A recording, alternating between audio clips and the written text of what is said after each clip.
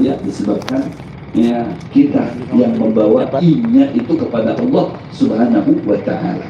Nah, contohnya yaitu digunakan untuk ibadah kepada sekecil apapun nilai ibadahnya itu, maka di mata Allah itu tidak kecil, hanya saja penilaian kita kecil ya, padahal itu luar biasa, Masya Allah, besarnya tidak terhingga.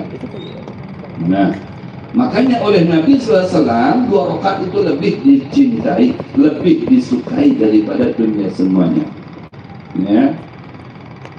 Kemudian wal ittija'u sunnatun ba'dal fajri ya, berbaring mereng itu hukumnya sunnah setelah melaksanakan 2 rakaat yang sunnah tadi, 2 rakaat fajar ya, atau qabla subuh, sebelum sholat subuh ya. Jadi selesai pian 2 rakaat, assalamualaikum itu disunahkan mereng kayak gini, belum contohkan.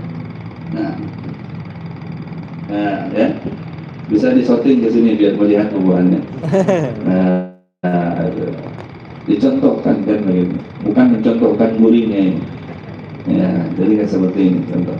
Nah ya, kayak guring itu kan sunahnya begini, guring itu sunahnya begini ya, jadi biar kepala kita di atas tangan kita menghadap ke kiblat.